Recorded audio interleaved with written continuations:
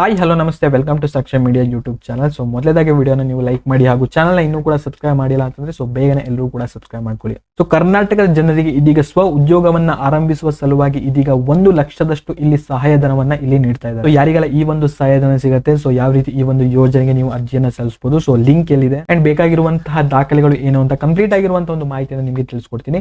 So ವಿಡಿಯೋನ ಎಲ್ಲಿ ಕೂಡ ಸ್ಕಿಪ್ ಮಾಡದಂತೆ ಪೂರ್ತಿಯಾಗಿ ನೋಡಿ ಹಾಗೂ ಚಾನಲ್ ಇನ್ನೂ ಕೂಡ ಸಬ್ಸ್ಕ್ರೈಬ್ ಮಾಡಿಲ್ಲ ಅಂತಂದ್ರೆ ಸೊ ಬೇಗನೆ ಎಲ್ಲರೂ ಕೂಡ ಸಬ್ಸ್ಕ್ರೈಬ್ ಮಾಡ್ಕೊಳ್ಳಿ. ಸೊ ಬನ್ನಿ ವಿಡಿಯೋನ ಶುರು ಮಾಡೋಣ. ಹೌದು, ಇದೀಗ ಸ್ವ ಉದ್ಯೋಗವನ್ನ ಆರಂಭಿಸುವ ಸಲುವಾಗಿ ಈ ಒಂದು ಸಂಸ್ಥೆ ಬಂದ್ಬಿಟ್ಟು ಇದೀಗ ಈ ಒಂದು ಸಹಾಯಧನವನ್ನ ನೀಡ್ತಾ ಇದ್ದಾರೆ.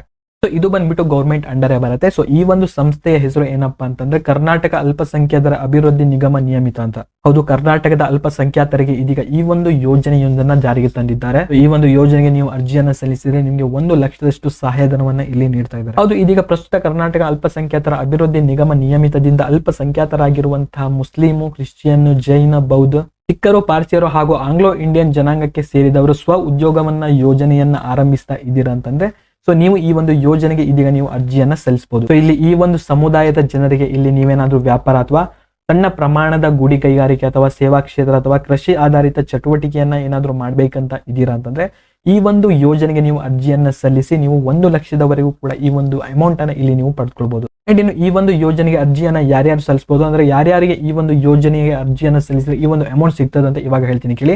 ಸೊ ಮೊದಲೇದಾಗಿ ಇಲ್ಲಿ ಅರ್ಜಿದಾರರು ಸರ್ಕಾರಿ ಆದೇಶದ ವಿವರಿಸಿದಂತೆ ಧಾರ್ಮಿಕ ಅಲ್ಪಸಂಖ್ಯಾತರಾಗಿರುವಂತವರಿಗೆ ಮಾತ್ರ ಈ ಒಂದು ಅರ್ಜಿಯನ್ನ ನೀವು ಸಲ್ಲಿಸಬಹುದು. ಅಂಡ್ ಇನ್ನು ಎರಡನೇದಾಗಿ ಬಂದ್ಬಿಟ್ಟು ಅರ್ಜಿದಾರರು ಕರ್ನಾಟಕದ ಕಾಯಂ ನಿವಾಸಿಯಾಗಿರ್ಬೇಕು. ಅಂಡ್ ಇನ್ನು ಮೂರನೇದಾಗಿ ಬಂದ್ಬಿಟ್ಟು ಅವರ ಒಂದು ವಯಸ್ಸು 18 ವರ್ಷದಿಂದ 55 ವರ್ಷದ ಒಳಗಿದ್ರೆ ಮಾತ್ರ ಈ ಒಂದು ಯೋಜನೆಗೆ ನೀವು ಅರ್ಜಿಯನ್ನ ಸಲ್ಲಿಸಬಹುದು. ಇನ್ನು ನಾಲ್ಕನೇದಾಗಿ ಬಂದ್ಬಿಟ್ಟು ಅರ್ಜಿ ಸಲ್ಲಿಸುವವರ ಕುಟುಂಬದ ಆದಾಯ ಬಂದ್ಬಿಟ್ಟು ಇಲ್ಲಿ ಗ್ರಾಮೀಣ ಪ್ರದೇಶದ ಜನರಿಗೆ 81,000 ಅಂಡ್ ಇನ್ನು ನಗರ ಭಾಗದ ಜನರು ಇಲ್ಲಿ 1,03,000ಕ್ಕಿಂತ ಒಳಗಿದ್ರೆ ಮಾತ್ರ ಈ ಒಂದು ಯೋಜನೆಗೆ ನೀವು ಅರ್ಜಿಯನ್ನ ಸಲ್ಲಿಸಬಹುದು. ಅಂಡ್ ಇನ್ನು ಐದನೇದಾಗಿ ಬಂದ್ಬಿಟ್ಟು ಅರ್ಜಿದಾರರ ಕುಟುಂಬದ ಯಾವುದೇ ಒಬ್ಬ ಸದಸ್ಯ ಇಲ್ಲಿ ಗೌರ್ಮೆಂಟ್ ಎಂಪ್ಲಾಯಿ ಆಗಿರಬಾರ್ದು.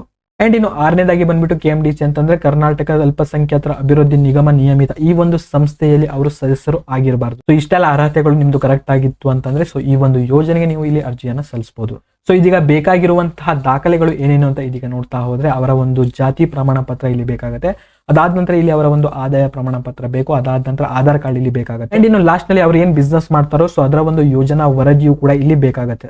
ಸೊ ಎಲ್ಲ ಡಾಕ್ಯುಮೆಂಟ್ಸ್ ನ ಇಟ್ಕೊಂಡು ಸೊ ಈ ಒಂದು ಯೋಜನೆಗೆ ನೀವು ಅರ್ಜಿಯನ್ನ ಸಲ್ಲಿಸಬಹುದು. ಅಂಡ್ ಇನ್ನು ತುಂಬಾ ಜನ ಕೇಳ್ತಾ ಇರ್ತಾರ ಸೊ ಅರ್ಜಿನ ಯಾವ ರೀತಿ ಸಲ್ಲಿಸೋದು ಅಂತ. ಸೊ ಈ ಒಂದು ವಿಡಿಯೋದ ಡಿಸ್ಕ್ರಿಪ್ಷನ್ ಅಲ್ಲಿ ಒಂದು ಲಿಂಕ್ ಅನ್ನ ಕೊಟ್ಟಿರ್ತೀನಿ.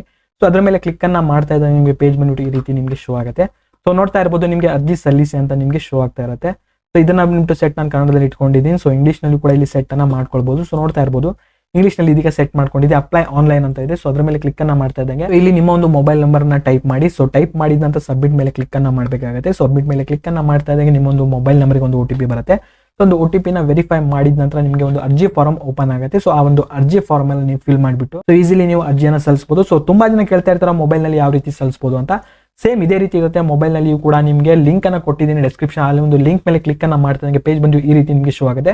ಸೊ ನಿಮಗೆ ಮೇಲ್ಗಡೆ 3 ಡಾಟ್ ನಿಮಗೆ ಕಾಣಿಸ್ತಾ ಇರುತ್ತೆ. ಅದ್ರ ಮೇಲೆ ನೀವು ಕ್ಲಿಕ್ ಅನ್ನ ಮಾಡ್ಕೊಂಡಿದ್ದಂತ ಅಲ್ಲಿ ನಿಮಗೆ ಡೆಸ್ಕ್ಟಾಪ್ ಸೈಟ್ ಅಂತ ನಿಮಗೆ ಶೋ ಆಗ್ತಾ ಇರುತ್ತೆ.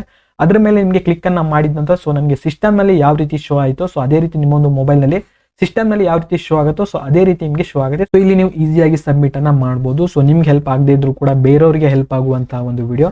ಸೊ ಆದಷ್ಟು ಈ ಒಂದು ವಿಡಿಯೋನ ಎಲ್ಲಾ ಕಡೆ ನೀವು ಶೇರ್ ಮಾಡಿ. ಸೊ ವಿಡಿಯೋನ ಲೈಕ್ ಮಾಡಿ ಹಾಗೂ ಚಾನಲ್ ಇನ್ನೂ ಕೂಡ ಸಬ್ಸ್ಕ್ರೈಬ್ ಮಾಡಿಲ್ಲ ಅಂತಂದ್ರೆ ಸೊ ಬೇಗನೆ ಎಲ್ಲರೂ ಕೂಡ ಸಬ್ಸ್ಕ್ರೈಬ್ ಮಾಡ್ಕೊಳ್ಳಿ. ಅಂಡ್ ಇನ್ನು ವಿಡಿಯೋ ನೋಡಿದ್ದಕ್ಕೆ ಧನ್ಯವಾದಗಳು.